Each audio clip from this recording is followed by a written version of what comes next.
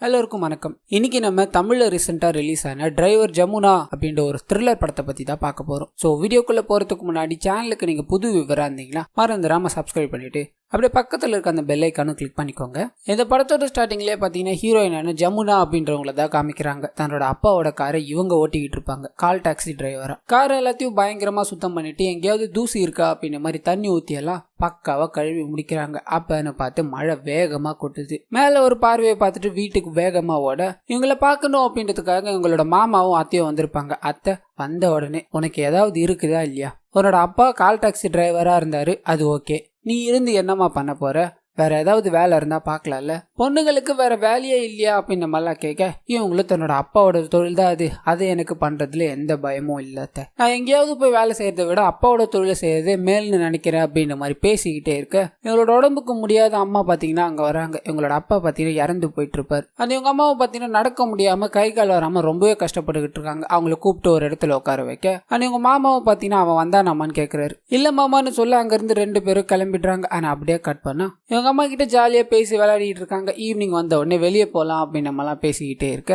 இவங்களை பாத்துக்கிறோன்றதுக்காக ஒரு நர்ஸ் ஒருத்தவங்க வராங்க. அவங்கள பாத்துக்கோங்க, நான் வேலைக்கு போயிட்டு வந்துடுறேன் அப்படின்ற மாதிரி கேப் எடுத்துட்டு கிளம்புறாங்க. இந்த சீனை இப்படியே கட் பண்ணி ஒரு கார்ல காமிக்கிறாங்க. 3 ரவுடி பசங்க வேகமா வந்துகிட்டே இருப்பாங்க. அப்ப அவங்களுக்குள்ள ஏற்படுற தகராறுல அந்த கார் பக்கத்துல இருக்க ஒரு பஸ் ஸ்டாண்ட்ல இடிச்சு பெரிய ஆக்சிடென்ட் ஆயிடுச்சு. காரு ஓட முடியாத நிலைமை. அப்படியே கட் பண்ணா ஒரு அரசியல்வாதியை ஒரு ரவுடி பாத்தீங்கன்னா நோட்டமிடுறாரு. அந்த அரசியல்வாதியும் நிறைய மக்கள் கிட்ட இருந்து மனு எல்லாத்தையும் வாங்கிக்கிட்டு கண்டிப்பா நான் பாக்குறேமா அப்படின்ற மாதிரி சொல்லி அனுப்புறாரு.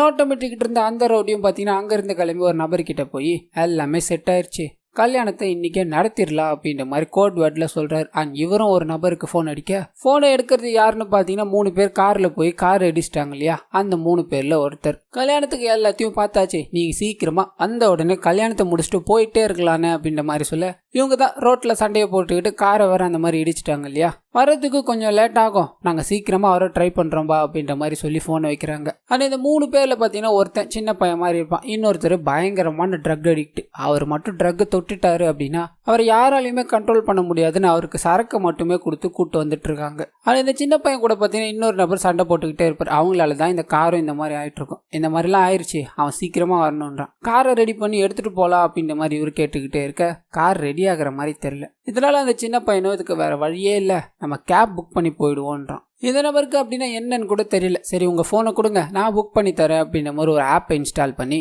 கேப் புக் பண்ணணும் அப்படின்ற மாதிரி ட்ரை பண்ணிக்கிட்டு இருக்கான். ஆனால் அதே சமயத்துல இந்த சைடு ஹீரோயினும் ஆப்பை ஓப்பன் பண்ணி வச்சுட்டு ஏதாவது டியூட்டி கிடைக்குமா அப்படின்ற மாதிரி வெயிட் பண்ணிக்கிட்டே இருக்காங்க. கரெக்டா இவங்களோட இது வருது இல்லையா, அப்செப்ட் பண்ணலாமா வேணாமா அப்படின்ற மாதிரி ஒரு நிமிஷம் யோசிக்கிறாங்க. சரி போவோம் அப்படின்ற மாதிரி அப்செப்ட் பண்ணிட்டு அந்த இடத்துக்கு போய் பார்க்க எதிர் சைடில் நின்றுகிட்டு இருப்பாங்க. அந்த ரவுடி பசங்களாம் இன்னொரு சைடில் நின்றுகிட்டு இருப்பாங்க. ரொம்ப தூரம் ட்ரிப்பா இருக்கும். ஆனால் அவங்கள பார்த்த உடனே உங்களுக்கு ஒரு மாதிரி தெரியும். இதனால வேணான்னு முடிவு பண்ணி ட்ரிப்பை போட்டான் இல்லையா, அந்த பையனுக்கே ஃபோன் பண்ணி நீங்க ரொம்ப தூரம் போற மாதிரி இருக்கு, நீங்களே கேன்சல் பண்ணிடுங்க, எனக்கு இந்த ட்ரிப்பு வேணாம் அப்படின்ற மாதிரி உங்க கார் எடுக்க அந்த பையன் கூட இருக்கிற நபர் பார்த்தீங்கன்னா அவள் பொம்பளையா இருக்கா, அவளை ஈஸியா ஏமாத்திடலாம், அவளை போக விடாதரா புடிடா அப்படின்ற மாதிரி சொல்ல இந்த பையனும் ஓடி போய் காரை மறிக்கிறான். அக்கா நாங்கள் கல்யாணத்துக்கு போகணும், ஏற்கனவே ஒரு வண்டி போயிருச்சு, முகூர்த்த நேரம் வேற போய்கிட்டே இருக்கு, லேட்டா போனோம் அப்படின்னா எல்லாரும் திட்டுவாங்கக்கா, கொஞ்சம் உதவி பண்ணுவாங்கக்கா அப்படின்ற மாதிரி பேச இவங்களும் வேற வழி இல்லாம கார்ல ஏத்திக்கிறாங்க. 3 பேரும் கார்ல ஏறி உட்காந்துக்கிட்டு டிக்கியில பாத்தீங்கன்னா இவங்க தேவையான சாமான எல்லாத்தையும் பின்னாடி போட்டுக்கிறாங்க. அப்போ அவங்க கிட்ட இருக்கிறது அருவா கத்தி அப்படின்றது ஹீரோயினுக்கு தெரியாது. அங்க இருந்து குரூப்பா கிளம்புறாங்க. ஆனா அப்படியே கட் பண்ணா இந்த சைடு ஒரு போலீஸ் கேங்க பாத்தீங்கன்னா காமிக்கிறாங்க.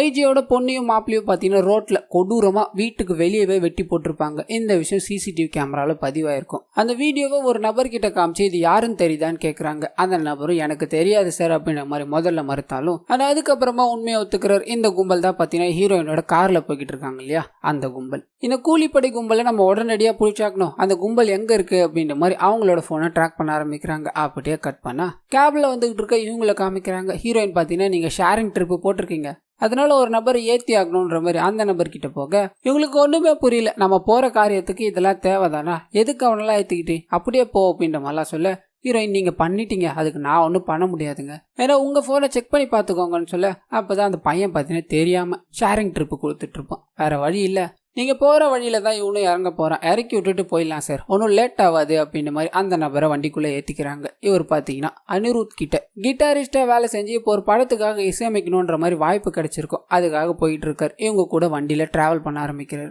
ஆனால் அதே சமயத்தில் இந்த 3 பேரையும் கூப்பிட்டார் இல்லையா, அந்த ரவுடியை காமிக்கிறாங்க. வேவ் பார்த்துக்கிட்டே இருக்கும்போது அந்த அரசியல்வாதியை கொல்லணும் அப்படின்ற மாதிரி போன விஷயம் அவங்களுக்கு தெரிஞ்சிட்டு இருக்கும். இதனால நிறைய ஆளுங்களோட அங்கே வந்து பாதுகாப்பாக நின்றுகிட்டு இருப்பாங்க. இந்த விஷயம் யாருக்குமே தெரியாது. எப்படி லீக் ஆச்சு அப்படின்ற மாதிரி இவர்கிட்ட ஒருத்தர் கொடுத்துருப்பார் இல்லையா அசைன்மெண்ட்டை. அவருக்கு ஃபோன் அடிக்கிறார். அவர் பார்த்தீங்கன்னா வக்கீலாக இருப்பார். வக்கீலே, இந்த மாதிரி பிரச்சனை ஆயிடுச்சு, நம்ம சம்பவம் பண்ண போறோம்னு தெரிஞ்சு ஆளுங்களோட வந்திருக்காங்கலாம் சொல்ல, எந்த வக்கீலும் நாள் குறிச்சது தான், ஏதாவது சரியான நேரம் வரும், அதுக்காக காத்துக்கிட்டு இருக்க அப்படின்ற மாதிரி சொல்ல, உள்ள இருக்க அரசியல்வாதி அந்த பையன் கூட காமிக்கிறாங்க. உங்களை கொல்லணுன்றதுக்காக ஆளுங்கள்லாம் வந்திருக்காங்களாம்ப்பா, அதுக்காக தான் இந்த சேஃப்டி அப்படின்ற மாதிரிலாம் சொல்ல, அவர் நம்புற மாதிரியே தெரியல.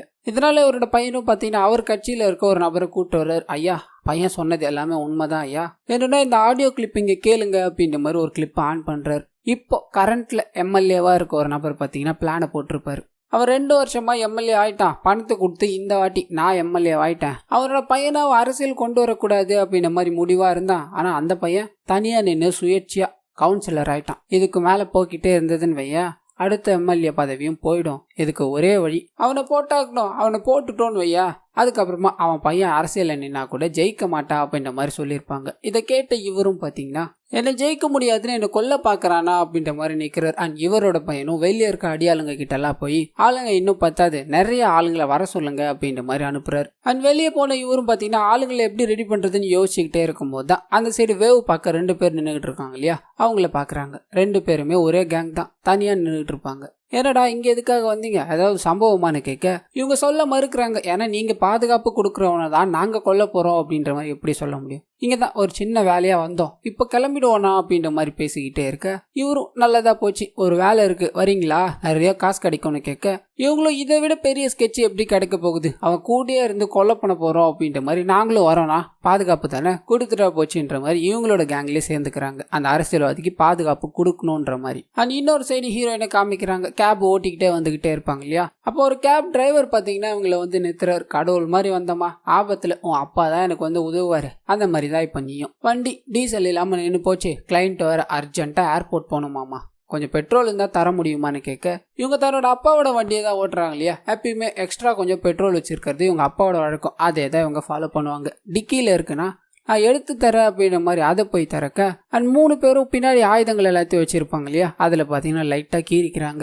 சமையல் வேலைக்கு போகிறோம் அப்படின்ற மாதிரி தான் சொல்லியிருப்பாங்க. கத்திலாம் எதுக்கு வச்சிருக்காங்க அப்படின்ற மாதிரி உங்களுக்குள்ள ஓடிக்கிட்டே இருக்கு. அந்த நியூஸ் பேப்பர்லயும் பார்த்தீங்கன்னா கூலிப்படை கொலைகள் அதிகரிச்சிச்சு அப்படின்ற மாதிரிலாம் இருக்கும். அது எல்லாத்தையும் வச்சு ஒரு அசம்ஷனுக்கு வந்துடுறாங்க, நம்ம கார்ல இருக்கிறது ஒரு கூலிப்படை கும்பல் தான், அவங்க கிட்ட நம்ம மாட்டிக்கிட்டோமே அப்படின்ற மாதிரி என்ன பண்றதுன்னு தெரியாம காரை மட்டுமே ஓட்டிக்கிட்டு போய்கிட்டே இருக்காங்க. ஆனால் அப்படியே கட் பண்ண இந்த சைடு அந்த அரசியல்வாதிக்கு ஒரு நபர் வந்து உதவுனார் பார்த்தீங்களா, அவரும் எல்லாத்தையும் செட் பண்ணியாச்சு ஐயா, இனிமேல் உங்கள் உயிருக்கு எந்த ஆபத்தும் வராதுன்னு வெளியே கிளம்புறார். வெளியே கிளம்பி கொஞ்சம் தூரம் போன உடனே கரண்ட்ல இருக்க எம்எல்ஏக்கு ஃபோன் அடிச்சு எல்லாத்தையும் சொல்றாரு. அவரோட ஐயா அப்படின்ற மாதிரி கூப்பிட்டாலும் உங்களை தானே தலைவர்னு கூப்பிடுவேன், அவன் இன்னைக்கு போயிடுவான் போல, நீங்க தானே எப்பயுமே எனக்கு தலைவர் அப்படின்ற மாதிரி பேசிட்டு எம்எல்ஏவோட ஆளுதான் இவரு அப்படின்ற மாதிரி கிளம்புறாரு.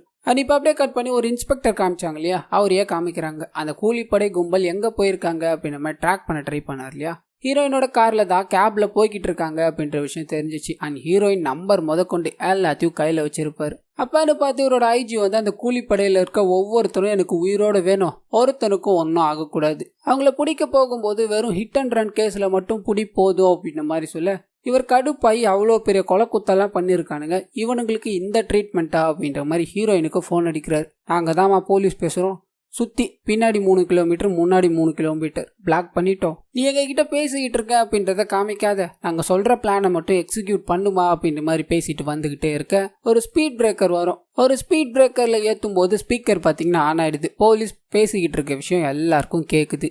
அண்ட் அப்பன்னு பார்த்து அந்த 3 பேரில் ஒருத்தர் ஃபோனை அப்படியே பிடுங்கி யாருக்கும் தெரியாமல் கட் பண்ணி விட்டுட்டார். போலீஸ்க்கா போட்டு கொடுக்குற அப்படின்ற மாதிரி சண்டைக்கு போக, பின்னாடி இருக்க அந்த நபரும் பார்த்தீங்கன்னா ட்ரக்ஸ் எடுக்காதவள்லையும் தான் அவன் சொல்கிற பேச்சை கேட்பான், இல்லைனா அவளை யாரும் கண்ட்ரோல் பண்ண முடியாது அப்படின்ற மாதிரி சொல்லியிருந்தாங்க இல்லையா. அந்த சின்ன பையன் ஒருத்தனக்கானே அவனோட பாக்கெட்டில் பார்த்தீங்கன்னா ட்ரக்ஸ் வச்சிருப்பான், அதை எடுத்து தெரியாமல் இவர் போட்டுட்டு அவுட் ஆஃப் கண்ட்ரோல் ஆயிடுறாரு. அண்ட் ஹீரோயின் போலீஸ் கிட்ட பேசிக்கிட்டு இருந்தாங்க அப்படின்ற விஷயம் தெரிஞ்சதால ஹீரோயின் கழுத்தை பிடிச்சி நெரிச்சுக்கிட்டே இருக்க, வண்டியை பார்த்தீங்கன்னா கண்ட்ரோல் பண்ண முடியாம போயிடுது. ஒன் வேல போய்கிட்டே இருக்க, எதிரில் ஒரு லாரி வேகமா வந்துகிட்டே இருக்கு, சாக போறோம் அப்படின்ற மாதிரி உள்ள இருக்க எல்லாருமே கத்திக்கிட்டே இருக்க, ஹீரோயின் பட்டார்னு பிரேக் அடிக்கிறாங்க. காரு ஸ்கிட் ஆகி அப்படியே ரோட்ல வந்து நிக்குது. அப்படியே கட் பண்ணா எல்லாரும் காருக்கு வெளியே போய் உயிர் தப்பிச்சோம் அப்படின்ற மாதிரி நின்றுகிட்டு இருக்காங்க. ஹீரோயின் உள்ள இருக்காங்க. அண்ட் ட்ரக்ஸை யூஸ் பண்ண அந்த ரவுடியும் பாத்தீங்கன்னா, இனிமேல் நான் சொல்றது தான் வண்டி செய்யணும், வேற ஏதாவது பண்ணன்னு நினைச்சேன்னு வையா உன் குடும்பத்தோட உன்னை நான் கொலை பண்றேன். போலீஸ் எல்லா கொலையும் தடுக்க முடியாது தெரியும்ல அப்படின்ற மாதிரி சொல்ல, ஹீரோயினும் தப்பிக்க வழி இல்லாம தன்னோட அம்மாவை காப்பாத்தி ஆகணும் அப்படின்றதுக்காக காரை ஓட்ட ஆரம்பிக்கிறாங்க. அண்ட் இப்ப போலீஸ் பாத்தீங்கன்னா ஒரு பிளானை சொல்லியிருப்பாங்க இல்லையா, அந்த பிளானை கரெக்டா ஃபாலோ பண்ணணும், அவனுங்களை ஹிட் அண்ட் ரன் கேஸ்ல பிடிச்சி எடுத்துட்டு வரணும் அப்படின்றதுக்காக வண்டியில வந்துகிட்டே இருக்காங்க. இந்த சைடு இவங்களும் பின்னாடி 3 கிலோமீட்டர்ல போலீஸ் இருக்காங்க. என்ன பண்ணலாம் அப்படின்ற மாதிரி யோசிச்சுக்கிட்டே இருக்கும்போது தான் அந்த ட்ரக்ஸ் எடுத்துக்கிட்டு இருக்கா இல்லையா, அந்த ஆள் பார்த்தீங்கன்னா, நீ நான் சொல்கிற பிளானை மட்டும் பண்ணு, மிச்சம் எல்லாத்தையும் நாங்கள் பார்த்துக்குறோம் அப்படின்ற மாதிரி முன்னாடி இருக்கிற போலீஸை நோக்கியே போக ஆரம்பிக்கிறாங்க. ஒரு கட்டத்துக்கு மேலே போய் கரெக்டாக வண்டியை நிறுத்திட்டு வண்டியில் ஏதோ பிரச்சனை அப்படின்ற மாதிரி ஹீரோயினை இறக்கி விட்டுட்டு சரி பார்த்துக்கிட்டு இருக்கும்படி சொல்கிறாங்க. ஆனால் அதே சமயத்தில் இந்த சைடு போலீஸ் ஜீப்பும் வருது. ஹிட் அண்ட் ரன் கேஸில் இந்த வண்டி தான் சார் இருக்குது, நம்ம செக் பண்ணுவோமே அப்படின்ற மாதிரி கேஷுவலாக போய் செக் பண்ணி பார்க்க வண்டிக்குள்ளே யாருமே இல்லை. ஆனால் அப்பன்னு பார்த்தா அந்த இன்ஸ்பெக்டரும் ஹீரோயின் கிட்ட ஓடி வந்து வண்டிக்குள்ளே இருந்தவங்கள எங்கே அப்படின்ற மாதிரி கேட்குறாங்க. வண்டியில் ஒரே ஒரு நபர், அந்த மியூசிக் டைரக்டர் மட்டும்தான். இவர் மட்டும்தான் சார் நான் கூட்டிகிட்டு வந்தேன், வேற யாரையும் கூப்பிட்டு வரல அப்படின்ற மாதிரி சொல்ல, இவர் மறுக்கிறார், உண்மையை சொல்லு அப்படின்ற மாதிரி பேசிக்கிட்டே இருக்க, அப்போதான் ஹீரோயினோட கையில் காமிக்கிறாங்க ஃபோன் வச்சுருப்பாங்க. இவங்க பேசுறது எல்லாத்தையுமே பார்த்தீங்கன்னா ரவுடி கும்பலில் இருக்க அந்த 2 பேர் கேட்டுக்கிட்டே இருப்பாங்க. இவங்களும் நாங்கள் மட்டும்தான் சார் வந்தோம், வேற யாரும் வரல அப்படின்றத மட்டும் சத்தமாக சொல்லிட்டு வாய்க்குள்ளே எங்களை காப்பாற்றுங்க சார் அப்படின்ற மாதிரி முனவுறாங்க. இது தெரியாத அந்த போலீஸும், என்னம்மா நீ பேசிக்கிட்டு இருக்க, ஃபோனில் ஒழுங்காக பேசினேன், இப்போ அவனுங்களை யாருமே இல்லை அப்படின்ற மாதிரி பேசுறியம்மா, என்னதாம்மா ஆச்சு அப்படின்ற மாதிரி கேட்டுக்கிட்டே இருக்க, காருக்குள்ளேருந்து அந்த 3வது ஆள் இறங்குறாரு. டிக்கியில் ஒழிஞ்சுக்கிட்டு இருப்பார், பெரிய கத்தியோட இறங்குறாரு. வந்த உடனே அங்கே இருக்கிற ஒரு கான்ஸ்டபிளை வெட்ட போக கையை துண்டா வெட்டி எடுத்துட்டுறாரு.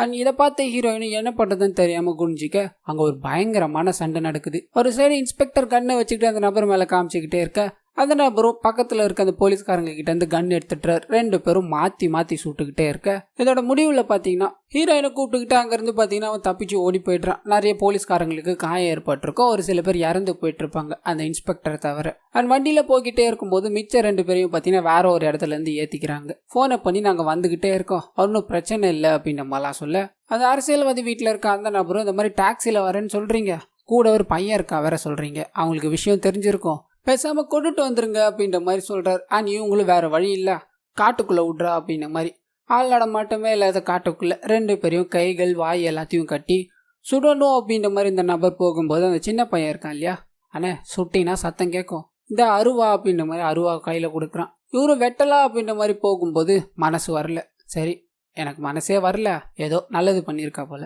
நம்ம போய் சேர்ற வழியை நம்ம கூடயே இருக்கட்டும், அந்த பையனும் காரில் தூக்கி போடுங்க அப்படின்ற மாதிரி அவங்கள மறுபடியும் காருக்குள்ளே வச்சுக்கிட்டு கிளம்புறாங்க. இன்னும் எத்தனை நிமிஷம் இருக்குன்னு கேட்க 10 நிமிஷம் இருக்குன்றாங்க. 10 நிமிஷமா 5 நிமிஷத்துக்குள்ளே போய் சேரணும், அப்படி இல்லைன்னு வையா உன்னை சுட்டுடுவேன் அப்படின்ற மாதிரி கன் பாயிண்ட்ல மிரட்ட ஹீரோயின் என்ன பண்ணுறதுன்னு தெரியாமல் வேகமாக ஓட்டிக்கிட்டே இருக்காங்க முடிஞ்ச அளவுக்கு. அது அப்போதான் பணத்துக்காக கொலைகளை கூட பண்ண ஈஸியாக துணிஞ்சிட்டிங்களே, நீங்களாம் என்ன மனுஷங்கன்னு கேட்க, அந்த 3 பேரில் ஒருத்தரும் பணம் கொடுத்தா யாரை வேணா கொலை பண்ணுவோம், என் பக்கத்தில் இருக்கிறவனே பணம் கொடுத்தா நான் கொலை பண்ணுவேன் அப்படின்ற மாதிரிலாம் சொல்ல, ஹீரோயின் தன்னோட அப்பாவை நினச்சி பார்க்குறாங்க. அவரோட அப்பா பார்த்தீங்கன்னா கையில் 10 ரூபாய் இருந்தாலும் மக்களுக்கு பயன்படுத்தோம் அப்படின்ற மாதிரி தான் பயன்படுத்துவார். தான் சுற்றி இருக்கிறவங்க யாரும் கஷ்டத்தில் இருக்கக்கூடாது, முடிஞ்ச அளவுக்கு உதவணும் அப்படின்ற மாதிரி தான் இவரோட ஃபேமிலி கொண்டு இவரும் ஃபாலோ பண்ணணும்னு நினைப்பார். ஆனால் அதுக்கப்புறம் கொஞ்ச நாள் கழிச்சு தான் அவர் கொலை பண்ணப்பட்டிருப்பார். என்னோட அப்பாவையும் கொலை பண்ணிட்டாங்கலாம் சொல்ல, பின்னாடி இருக்கிறவங்களும் உங்க அப்பாவை கொலை பண்ணிட்டாங்களா, உன் அப்பா போட்டோ இருந்தா காமி, நாங்க கூட உங்க அப்பாவை கொண்டிருக்கலாம்ல அப்படின்ற மாதிரி சிரிக்கிறார். இவங்களும் என்ன பண்றதுன்னு தெரியாம வண்டியை வேகமா ஓட்டிட்டு போய்கிட்டே இருக்காங்க. கட் பண்ணா இந்த சைடு அரசியல்வாதியோட வீட்டுல எல்லா ரவுடிங்களும் கும்பலா இருப்பாங்க. அப்பன்னு பார்த்து இவரை கொல்ல வந்தான் இல்லையா, அவன் மட்டும் பாத்தீங்கன்னா ஒன்னும் கவலைப்படாதீங்க, எங்களை தாண்டி யாரும் உள்ள வர முடியாது அப்படின்ற மாதிரி சொல்றாரு. இதை கேட்ட இவருக்கு லைட்டா சந்தேகமாயிருச்சு. உள்ள தன்னோட பையனை கூப்பிடுறாரு. மக்கள் கிட்ட இருந்து மனு எல்லாத்தையும் வாங்கி வச்சிருந்தார் இல்லையா, அது எல்லாத்தையும் ஒன்னா பிரிச்சு எடுக்கிறார். அந்த சமயம்னு பார்த்து வேலைக்காரன் உள்ள வந்து காஃபியை வைக்கணும் அப்படின்ற மாதிரி ட்ரை பண்ண கீழே கொட்டிட்டான். இதை பார்த்து அவரோட பையன் அவர் அடிக்க போக, அவர் தெரிஞ்சிருந்தா இது பண்ணியிருப்பாரா, நீங்க போங்க நான் பாத்துக்கிறேன் அப்படின்ற மாதிரி அந்த வேலைக்காரனை வெளியே அனுப்பிட்டு இவர் பார்த்தீங்கன்னா பயங்கர டென்ஷனா கத்துறாரு. அப்பதான் இவரோட சுயரூபம் தெரிய ஆரம்பிக்குது. இவ்வளவு நேரம் ஒரு நல்லவர மாதிரி காட்டிட்டு இருந்தாங்க இல்லையா, ஆனா இவர் உண்மையா நல்லவனே கிடையாது. இவரோட பையனை அரசியல் வரக்கூடாது அப்படின்ற மாதிரி சொல்லி சுயேட்சையா நிக்க வச்சு கவுன்சிலர் ஆக்கிட்டு இருப்பார். இதனால பாத்தீங்கன்னா ஊர் மக்கள் கிட்ட நல்ல பேர். ஆனா இவரே பாத்தீங்கன்னா எம்எல்ஏ எலெக்ஷன்ல நிக்க வைக்கிறதுக்கான எல்லா பிளானையும் போட்டிருப்பார். ஒவ்வொரு அரசியல்வாதிக்கும் மக்களை பிடிக்கிறதுக்கு ஒரு டெக்னிக் இருக்கு. நான் பயன்படுத்துறது அவங்களோட கருணையை. வெளியே இருக்கிறவங்க மட்டும் ஓட்டு போட்டு நம்ம ஜெயிச்சிட மாட்டோம், வீட்டுக்குள்ளே இருக்கிற ஒவ்வொருத்தனும் தான். அந்த மாதிரி தான் இப்போ டீ வச்சுட்டு போனான்ல அவனும். இது எல்லாத்தையும் நம்ம கஷ்டப்பட்டு பண்ணிக்கிட்டு இருக்கோம். இப்போ எவ்வளோ ஒருத்தன் வந்து கொல்லை பண்ண போகிறான் அப்படின்னு என்ன அர்த்தம்? எனக்கு செம்ம கடுப்பாகுது அப்படின்ற மாதிரி மக்கள் கொடுத்த மனுவாலியாக இந்த டீயை தொடச்சி தூக்கி போட்டுட்டு ஒரு டைரி எடுக்கிறாரு. அதில் இருக்க ஒரு நபருக்கு ஃபோன் அடிக்க, அந்த நபர் தான் பார்த்தீங்கன்னா வக்கீல் அப்படின்ற மாதிரி காமிச்சாங்க இல்லையா அவர். ஏன்னா கொலை பண்ணுறதுக்கு ஆள் செட் பண்ணியிருக்காங்களான்னு கேட்க, அந்த வக்கீலும் அப்படியே பேசாமல் ஃபோனை கட் பண்ணி வச்சுட்றாரு. இவருக்கு புரிஞ்சு போச்சு ஆள் ரெடி பண்ணிட்டாங்க அப்படின்ற விஷயம். இப்போ அப்படியே கட் பண்ணி ஹீரோயினை காமிக்கிறாங்க. போலீஸ் உதவி நமக்கு கிடைக்கணும், நம்மளால போக முடியாது. ஆனால் பக்கத்தில் இருக்காங்களே அந்த மியூசிக் டைரக்டர், அவனை நம்ம போக வைக்கலாம் அப்படின்ற மாதிரி முயற்சி பண்ணுறாங்க. டோரை பார்த்தீங்கன்னா லைட்டாக அவனையே திறந்து விட சொல்லிட்டு ஒரு ஸ்பீட் பிரேக்கரில் ஏற்றுற மாதிரி காரை வளைச்சி ஓட்ட டோரை திறந்துக்கிட்டு அந்த பையன் பார்த்தீங்கன்னா எகிரி விழுந்துடுறான். வண்டியை நிறுத்தாமல் இவங்களும் வேகமாக கொண்டு போக, வண்டியில் இருக்கிறவா எதுக்காக இந்த மாதிரி பண்ணான்னு கேட்கும்போது, நீங்கள் சீக்கிரமாக போக சொன்னீங்க இல்லையா, வேற வழி தெரியல, டோர் லூஸாக இருந்தது, அவன் விழுந்துட்டான், இதை நான் வேணும்னு பண்ணலை அப்படின்ற மாதிரி காரை ஓட்டிக்கிட்டே போயிடுறாங்க. அண்ட் வெளியே விழுந்த இவனும் பார்த்தீங்கன்னா போலீஸ் கிட்ட போகணும் அப்படின்ற மாதிரி முடிவு பண்ணுறான். அப்போதான் கரெக்டாக அந்த இன்ஸ்பெக்டர் வராரு. இந்த பையனை ஏற்றிக்கிட்டு அவங்க எங்கே போகிறாங்க அப்படின்றத நோட் பண்ணிக்கிறாரு. ஆனால் அது பின்னாடியே போய்கிட்டே இருக்காரு. அண்ட் இன்னொரு சைடு கட் பண்ண அந்த அரசியல்வாதி, அவருக்கு தான் தெரிஞ்சு போச்சு இல்லையா, சந்தேகப்பட்ட 2 பேரையும் துப்பாக்கி மௌனியில் வச்சு மிரட்ட, அவங்களே எங்களுக்கு ஒன்றும் தெரியாது, நாங்கள் பாதுகாப்பு கொடுக்கத்தான் வந்தோம் அப்படின்ற மாதிரி நின்றுக்கிட்டு இருக்காங்க. அப்போ அவங்களோட ஃபோன் அடிச்சு, நாங்கள் இடத்த ரீச் பண்ணிட்டோம், வரட்டுமா அப்படின்ற மாதிரி கேட்குறாங்க. யாருன்னு பார்த்தீங்கன்னா ஹீரோயின் காரில் இருக்கிறவங்க. கரெக்டாக அந்த ஸ்பாட்டுக்கு வந்துட்டு இருப்பாங்க. பொருள் எல்லாத்தையும் எடுத்துக்கிட்டு உள்ளே போகணும் அப்படின்ற மாதிரி காத்துக்கிட்டே இருக்க, அரசியல்வாதிக்கு தான் தெரிஞ்சு போச்சு இல்லையா, அதனால அவரோட ஆளுங்க வராங்க. உள்ளதான் வெயிட் பண்ணிட்டு இருக்காங்க. நீங்கள் வாங்கன்னு சொல்ல கையும் கலவமா சிக்கிக்கிறாங்க. மெயினாக இருக்க அந்த 2 பேரையும் கூப்பிட்டுக்கிட்டு கத்தியோடு உள்ளே போகிறாங்க. மாட்டிக்கிட்டீங்களா, உங்களை யாரா அனுப்புனது, உங்களுக்கு யார் காசு கொடுத்தது அப்படின்னு மாதிரிலாம் கேட்டுக்கிட்டே இருக்க, அந்த சின்ன பையன் இருக்கான் இல்லையா, அவன் பார்த்தீங்கன்னா கரெக்டாக இவங்க வரும்போது எங்கேயோ வெளியே போயிட்டு இருப்பான். வந்து பார்த்தா அவங்கள கூப்பிட்டு போயிட்டு இருப்பாங்க.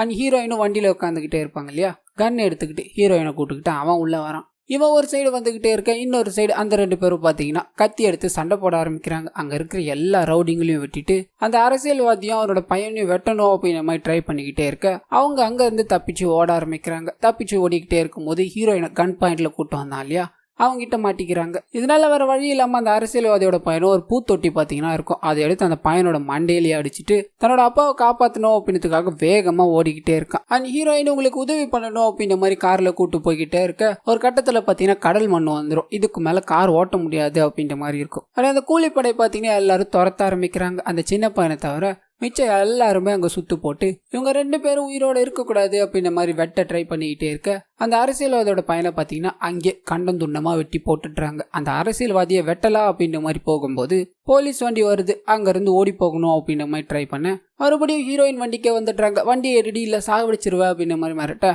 அவங்க வண்டி எடுத்துக்கிட்டு கிளம்பிடுறாங்க. அண்ட் பின்னாடியே இன்ஸ்பெக்டரும் துரத்திட்டு போய்கிட்டே இருக்க, காருக்குள்ள இருக்க ஹீரோயினையும் அந்த கூலிப்படையும் காமிக்கிறாங்க. அந்த கூலிப்படையில் இருக்க ஒரு நபர் பார்த்தீங்கன்னா செம்ம காண்டாயிட்டு இருப்பார். இவளை கொல்லாம விடக்கூடாது, இங்கிருந்து தப்பிச்ச உடனே கொல்லணும் அப்படின்ற மாதிரி பேசிக்கிட்டே இருக்க, இன்னொரு நபர் கொல்ல தானே போறோம், அதுக்கு முன்னாடி அனுபவிச்சுக்கலாம் அப்படின்ற மாதிரி அவங்க மேலே கையை வச்சுக்கிட்டு வந்துகிட்டே இருக்க, இவங்களும் தட்டி விட்டுக்கிட்டே இருக்காங்க. இது ஒரு கட்டத்துக்கு மேலே சண்டையா போக கார் அப்படியே ஒரு பெரிய ஆக்சிடென்ட் ஆகுது. ரோட்ல பல பல்ட்டி அடிச்சு கார் பார்த்தீங்கன்னா அப்படியே வெடிச்சு எரிஞ்சு போயிடுது. பின்னாடியே வந்து இந்த இன்ஸ்பெக்டரும் பார்த்தீங்கன்னா கார் வெடிச்சு போயிடுச்சு அப்படின்ற மாதிரி நின்றுகிட்டே இருக்க, கட் பண்ண ஹாஸ்பிட்டலில் காமிக்கிறாங்க. அந்த அரசியல்வாதியோட பையன் ரொம்ப சீரியஸாக இருக்கான், உயிருக்கே ஆபத்து அப்படின்ற மாதிரி உட்காந்துக்கிட்டு இருக்காங்க. அப்போதான் அடிப்பட்ட நிலைமையில ஹீரோயின் வராங்க.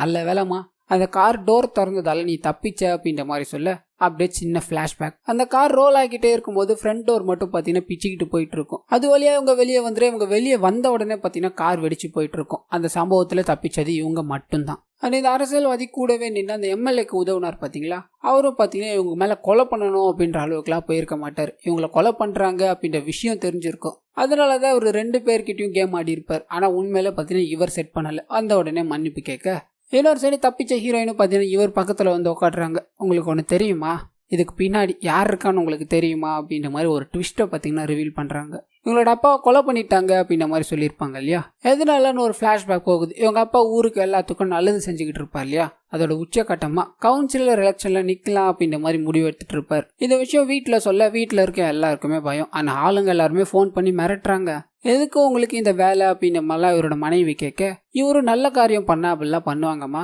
அதெல்லாம் நான் பார்த்துக்கிறேன் அப்படின்ற மாதிரி சொல்ல, ஹீரோயினும் அவங்களோட தம்பியும் இல்லாத நேரத்துல கூலிப்படை ஆளுங்க எல்லாம் வந்து சர்ற மாதிரியா இவங்களோட அப்பாவை வெட்டி இவங்க அம்மா கண் முன்னாடியே துடிக்க துடிக்க அப்படியே போட்டு போயிடுறாங்க. ஆனா அந்த கூலிப்படை யாருன்னு பாத்தீங்கன்னா ஹீரோயினோட கார்ல வந்துட்டு இருந்தாங்க இல்லையா, அவங்க தான் இந்த விஷயத்த அப்படியே சொல்ல இப்ப அப்படியே அந்த அரசியல்வாதியை காமிக்கிறாங்க. அவர் பண்ண விஷயத்த காமிக்கிறாங்க. தன்னோட பையன் சுயேட்சையா கவுன்சிலருக்கு நின்று ஜெயிச்சா அப்படின்ற மாதிரி சொல்லியிருப்பாங்க இல்லையா, அதுக்கு தடையா இருக்கிறது ஹீரோயினோட அப்பா தான். ஏன்னா அவர் நல்ல பேர் சம்பாதிச்சிருக்காரு, கவுன்சிலருக்கு வர நிக்கிறாரு. இதனால அவர் கூப்பிட்டு நீங்க விலகிக்கணும் அப்படின்ற மாதிரிலாம் சொல்ல அவர் முடியாதுன்னு மறுக்கிறாரு. இதோட உச்சகட்டமா வக்கீலுக்கு போன் அடிச்சு இந்த மாதிரி ஒருத்தரை செய்யணும், ஆளுங்களாத்தையும் அனுப்பு அப்படின்ற மாதிரி ஆளுங்களை அனுப்பி கொலை பண்ணியிருப்பார். ஸோ ஹீரோயினோட அப்பா இறந்து போனதுக்கு காரணம் இவர் தான். ஆனா அந்த வக்கீலும் பாத்தீங்கன்னா ஒரு தரகர் மாதிரி, யாருக்காவது கொலை பண்ணணும் அப்படின்னா அவரை கான்டாக்ட் பண்ணணும். ஹீரோயினோட அப்பாவை அவங்க தான் கொலை பண்ணாங்க அப்படின்ற விஷயம் ஹீரோயினுக்கும் ஹீரோயினோட தம்பிக்கும் தெரிய வருது. என்ன பண்றது, நம்மளால ஒண்ணுமே பண்ண முடியாதேக்கா, அவங்க தானே தெரிஞ்சோம் நம்ம கை கட்டி நிக்கிறோமே அப்படின்ற மாதிரி இவர் புலம்பிக்கிட்டே இருக்கும்போது தான் ஹீரோயின் பாத்தீங்கன்னா அவங்கள நம்ம கொன்னாகணும் அப்படின்ற மாதிரி முடிவு பண்றாங்க.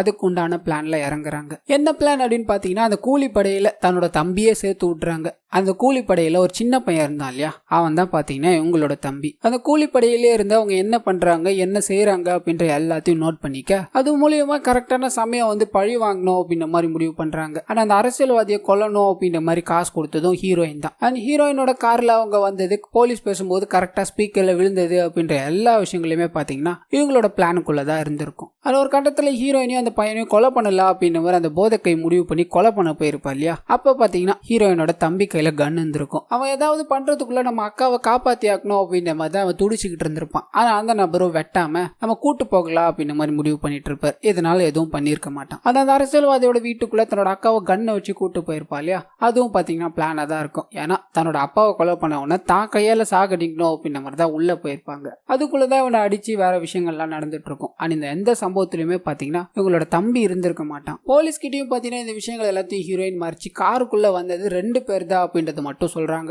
அண்ட் கூட வந்து அந்த மியூசிக் டைரக்டர் இருக்கார் இல்லையா, அவர்கிட்டயும் பாத்தீங்கன்னா இல்ல கார்ல 2 பேர் தான், 3 பேர் இருந்தா தண்ணி ட்ரிப் ஆயிட்டு இருக்குல்ல, 2 பேர் இருந்ததால தான் நீங்க எக்ஸ்ட்ரா வந்தீங்க அப்படின்ற மாதிரிலாம் சொல்லி சமாளிச்சிடுறாங்க. அண்ட் இப்ப இந்த எல்லா விஷயங்களையும் கேட்ட அந்த அரசியல்வாதியும் ஸ்டன் ஆகி போய் நிக்க அப்பதான் ஒரு நியூஸ் வந்து சேருது, இவரோட பையன் இறந்து போயிட்டா அப்படின்ற விஷயம். ஆனா இந்த அரசியல்வாதியும் அங்க இருந்து வேகமா ஓடிக்கிட்டே இருக்க ஹீரோயினோட தம்பி அங்க கன் எடுத்துக்கிட்டு வரான். அவனை நம்ம கொல்லணும்க்கா, நம்ம அப்பா அவன் கொன்னுட்டாங்க அப்படின்ற மாதிரி சொல்ல ஹீரோயின் கண்ணை பிடிங்கிக்கிட்டு நான் பாத்துக்கிறேன், நீ முதல்ல இருந்து கீழே போ அப்படின்றாங்க. அண்ட் ஹீரோயின் அவரை சுடலாம் அப்படின்ற மாதிரி போகும்போது தான் ஆள் வந்துடுறாங்க, கண்ணை தெரியாம கீழே போட்டுடுறாங்க. அண்ட் தன்னோட பையன் இறந்து போயிட்டா அப்படின்னு நியூஸ் வந்து தன்னோட பையனோட டெட் பாடியை பார்க்க பக்கவாதத்தால அந்த இடத்துல இழுத்துக்கிறாரு. நீ செத்து இருந்த அப்படின்னா அப்படியே போயிட்டு இருக்கோம், இப்போ உனக்கு வந்திருக்கு இல்லையா, இதுதான் மிகப்பெரிய தண்டனை அப்படின்ற மாதிரி அவரை கொலை பண்ணாம அங்க இருந்து போயிடுறாங்க. அண்ட் வீட்டுக்கு போய் உடம்பு முடியாத தன்னோட அம்மாவை பாக்குறாங்க. உங்களுக்காக நான் ஒரு சர்ப்ரைஸ் வச்சிருக்கேன்னு சொல்ல ரொம்ப நாள் வீட்டுக்கே வராத இவங்களோட தம்பி பாத்தீங்கன்னா வீட்டுக்குள்ள வரான். பார்த்த உடனே இவங்க அம்மாவுக்கு பயங்கர சந்தோஷம், கட்டி பிடிச்சி பேசிக்கிட்டே இருக்க ஹீரோயினா அவங்கள பாத்துக்கிட்டே இருக்காங்க. 3 பேரும் சந்தோஷமா இருக்காங்க. தன்னோட அப்பாவை கொலை பண்ணவன பழி வாங்கியாச்சு, அவனுக்கு தண்டனையும் கொடுத்தாச்சு அப்படின்ற மாதிரி சிரிச்சுக்கிட்டே இருக்க இந்த படத்தை பாத்தீங்கன்னா இதோட முடிக்கிறாங்க.